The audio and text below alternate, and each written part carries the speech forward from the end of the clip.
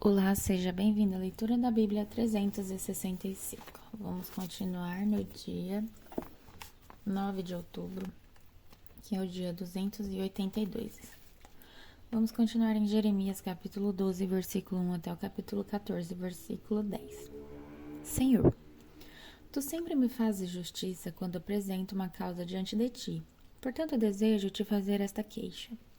Por que os perversos são tão prósperos? Por que os desonestos vivem em paz? Tu o plantaste, e eles criaram raízes e deram frutos. Teu nome está em seus lábios, mas tu está longe de seu coração.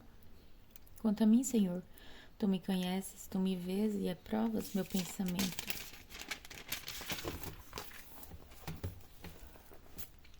Arrasta essa gente como ovelhas para o matadouro.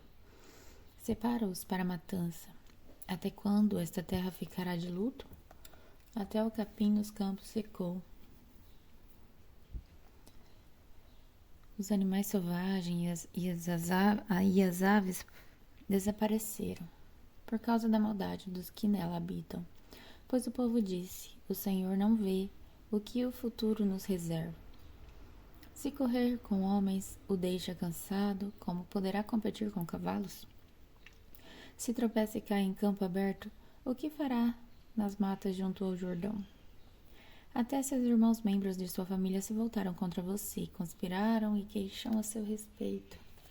Não confie neles. Por mais agradáveis que sejam suas palavras, abandonei meu povo, a nação que me pertence. Entreguei aqueles que eu mais amo a seus inimigos. Meu povo escolhido rugiu contra mim como um leão no bosque. Por isso, os tratei com desprezo. Meu povo escolhido age como ave de rapina, mas ele próprio será cercado por abutres. Tragam os animais selvagens para devorar os cadáveres. Muitos governantes destruíram meu vinhedo, pisotearam minha propriedade e transformaram sua beleza em deserto. Fizeram dela uma terra devastada, ouço seu triste lamento. Toda a terra está desolada e ninguém se importa. Pode-se ver exércitos destruidores no alto dos montes. A espada do Senhor devora o povo, de uma extremidade a outra da terra. Ninguém escapará. Meu povo semeou trigo, mas colhe espinhos. Esforçou-se muito, mas de nada adiantou.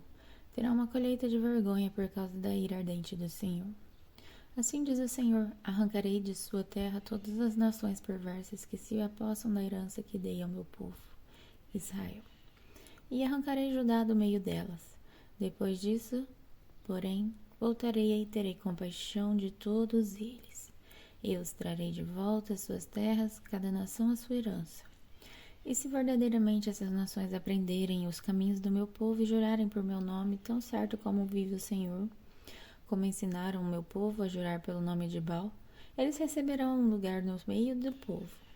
Mas qualquer nação que não quiser me obedecer será arrancada e destruída. Eu, o Senhor, falei. O Senhor me disse: vá, compre um cinto de linho e vista-se, mas não o lave. Comprei o cinto de linho como o Senhor me havia instruído e o vesti. Então recebi outra mensagem do Senhor: pegue o cinto de linho que está vestindo e vá ao rio Eufrates. Esconda-o ali num buraco entre as pedras. Fui e o escondi junto ao Eufrates, como o Senhor me havia ordenado. Depois de muito tempo, o Senhor me disse: volte ao rio Eufrates e pegue o cinto que eu lhe disse que escondesse ali.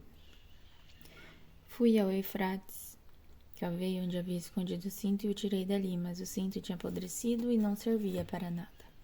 Então, recebi esta mensagem do Senhor. Assim diz o Senhor: do mesmo modo farei apodrecer o orgulho de Judá e de Jerusalém. Este povo perverso não quer me ouvir. Seguem os desejos teimosos de seu coração e adoram outros deuses. Portanto, eles se tornarão semelhantes a estes cintos, não servirão para nada. Assim como o cinto se apega à cintura do homem, eu criei Judá e Israel para se apegarem a mim, diz o Senhor. Deveriam ser meu povo, meu louvor e minha glória, uma honra para meu nome, mas não quiseram me ouvir. Portanto, diga-lhes: assim diz o Senhor, o Deus de Israel, que todas as suas vasilhas fiquem cheias de vinho, E eles responderão: claro, as vasilhas são feitas para ficar cheias de vinho. Então diga-lhes: assim diz o Senhor: deixarei todos nesta terra completamente embriagados, desde o rei sentado no trono de Davi até os sacerdotes e os profetas e todos os habitantes de Jerusalém. Eu despedaçarei, colocando uns contra os outros, até mesmo os pais contra os filhos, diz o Senhor. Não deixarei que a minha piedade, nem minha misericórdia, nem minha compaixão me impeçam de destruí-los. Ouçam e prestem atenção, não sejam arrogantes, pois o Senhor falou. Deem glórias ao Senhor, seu Deus, antes que as trevas venham sobre vocês, antes que ele os faça tropeçar e cair nos montes sombrios. Então, quando procurarem luz, só encontrarão escuridão densa e terrível. E se ainda assim não quiserem ouvir, chorarei sozinho por causa de seu orgulho. Lágrimas amargas se derramarão de meus olhos, pois o rebanho do Senhor será levado para o exílio. Diga ao rei e à mãe dele: desçam de seu trono e sente-se no pó, pois sua coroa gloriosa será arrancada de sua cabeça. As cidades do Negueb fecharão os portões, e ninguém conseguirá abri-los. Os habitantes de Judá serão levados como prisioneiros, todos irão para o exílio. Abra os olhos e veja os exércitos que vêm do norte, onde está seu rebanho. O lindo rebanho de que ele a encarregou de cuidar? O que dirá quando o Senhor colocar seus antigos aliados para dominarem? Pontadas de angústia tomarão conta de vocês, como as dores de mulher em trabalho de parto. Você se perguntará por que isso me aconteceu? Foi por causa de seus muitos pecados, por isso os exércitos invasores arrancaram suas roupas e a violentaram. Acaso o etíope pode mudar a cor de sua pele? Pode o leopardo tirar suas manchas? De igual modo, você é incapaz de fazer o bem, pois se acostumou a fazer o mal. Eu a dispersarei como palha levada pelos ventos do exército. Esta é sua parte, a porção que lhe reservei, diz o Senhor. Pois você se esqueceu de mim e confiou em falsos deuses. Eu mesmo arrancarei suas roupas para que apareça sua vergonha. Vi seu adultério e sua lascívia, sua idolatria detestável nos campos e sobre as colinas. Que aflição à espera de Jerusalém! Quando você se purificará? Jeremias recebeu esta mensagem do Senhor acerca da grande seca. Judá anda chorando, o comércio às portas da cidade parou. O povo senta-se no chão, pois está de luto. De Jerusalém sobe um grande clamor. Os nobres mandam os servos buscarem água, mas todos os poços secaram. Confusos e desesperados, voltam com jarros vazios e cobrem a cabeça entristecidos. A terra está seca e rachada por falta de chuva. Preocupados, os lavradores também cobrem a cabeça. Até a corça abandona sua cria, pois não há capim no campo. Os jumentos selvagens ficam no alto dos montes e ofegam como chacais sedentos. Forçam a vista para achar pastagem, mas nada encontram.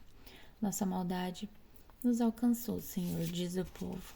Ainda assim, ajuda-nos por causa do teu nome. De ti nos afastamos e contra ti pecamos repetidamente. Ó esperança de Israel, nosso Salvador em tempos de angústia, por que és como estrangeiros entre nós? Por que és como viajante de passagem pela terra em que fica só uma noite?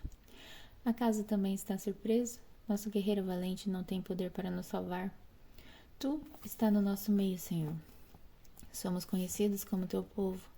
Por favor, não nos abandones. Assim diz o Senhor, seu povo. Vocês gostam de andar longe de mim e não controlam os pés.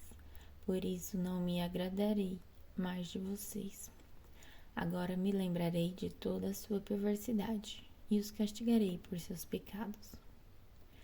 E agora em 1 Tessalonicenses, capítulo 1, versículo 1, até o capítulo 2, versículo 8. Nós, Paulo, Silas e Timóteo, escrevemos esta carta à igreja em Tessalônica, a vocês que estão em Deus, o Pai, e no Senhor Jesus Cristo. Que Deus lhes dê a graça e paz. Sempre damos graças a Deus por todos vocês e os mencionamos constantemente em nossas orações. Quando oramos por vocês diante de nosso Deus e Pai, relembramos seu trabalho fiel, seus atos em amor e sua firme esperança em nosso Senhor Jesus Cristo. Sabemos, irmãos, que Deus os ama e os escolheu, pois quando lhes apresentamos as boas novas, não o fizemos apenas com palavras, mas também com o poder, visto que o Espírito Santo lhes deu plena certeza de que era verdade o que lhe dizíamos. E vocês sabem como nos comportamos entre vocês e em seu favor. Assim, apesar do sofrimento que isso lhes trouxe, vocês receberam a mensagem com alegria que vem do Espírito Santo e se tornaram imitadores nossos e do Senhor. Com isso, tornaram-se exemplo para todos os irmãos na Grécia, tanto na Macedônia como na Acaia. Agora, partindo de vocês, a palavra do Senhor tem se espalhado por toda parte, até mesmo além da Macedônia e da Acaia, pois sua fé em Deus se tornou conhecida em todo lugar. Não precisamos sequer mencioná-la, pois as pessoas têm comentado sobre como vocês nos acolheram e como deixaram os ídolos a fim de servir ao Deus vivo e verdadeiro. Também comentam como vocês esperam do céu a vinda de Jesus, o Filho de Deus, e quem ele ressuscitou dos mortos, e que nos livrará da ira que está prestes para vir. Vocês mesmo sabem, irmãos, que a visita que lhes fizemos não foi inútil. Sabem como fomos maltratados e quanto sofremos em Filipos antes de chegarmos aí. E, no entanto, com confiança em nosso Deus, anunciamos a vocês as boas novas de Deus, apesar de grande oposição. Portanto, como veem, não pregamos com a intenção de enganá-los, nem com motivos impuros, nem com artimanhas. Em vez disso, falamos como mensageiros aprovados por Deus, aos quais foram confiadas as boas novas. Nosso propósito não é agradar as pessoas, mas a Deus, que examina as intenções, de enganá-los, nem como motivos impuros, nem com artimanhas. Em vez disso, falamos como mensageiros aprovados por Deus, aos quais foram confiadas as boas novas. Nosso propósito não é agradar as pessoas, mas a Deus, que examina as intenções de nossos corações.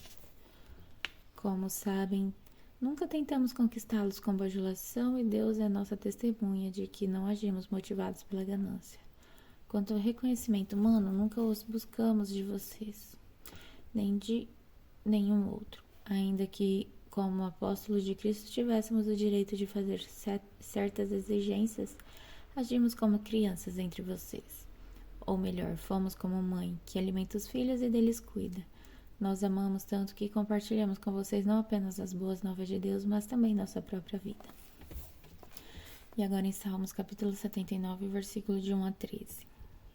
Ó Deus, as nações invadiram a terra que te pertence, profanaram teu santo templo e transformaram Jerusalém num monte de ruínas.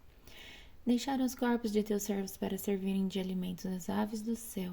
A carne de teus fiéis se tornaram comida para os animais selvagens. O sangue correu como água ao redor de Jerusalém e não resta ninguém para sepultar os mortos. Nossos vizinhos zombam de nós. Somos objetos de riso e desprezo para os que nos rodeiam. Até quando o Senhor ficará zirado conosco? Para sempre? Será para sempre? Até quando o teu zelo arderá como fogo? Derrama tua fúria sobre as nações que não te reconhecem, sobre os reinos que não te invocam teu nome, pois devoraram teu povo Israel e transformaram suas casas em ruínas.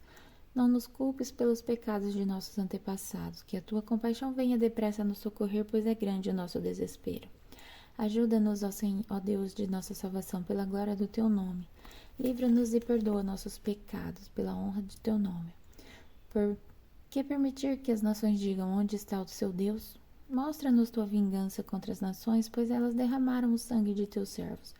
Ouve os gemidos dos prisioneiros, por teu grande poder salva os condenados à morte. Ó Senhor, retribui 7 vezes mais a nossos vizinhos pelos insultos que lançaram contra ti. Então nós, teu povo, ovelhas do teu pasto, para sempre te daremos graças e louvaremos tua grandeza por todas as gerações. Agora em Provérbios, capítulo 24, versículo de 30 a 34. Passei pelo campo do preguiçoso, pelo vinhedo daquele que não tem juízo. Tudo estava cheio de espinhos e coberto de ervas daninhas, e seu muro de pedra em ruínas. Então, enquanto observava e pensava no que via, aprendi esta lição. Um pouco mais de sono, mais um cochilo, mais um descanso com os braços cruzados. E a pobreza o assaltará como um bandido, e a escassez o atacará como um ladrão armado. Até amanhã, no dia 10 de outubro.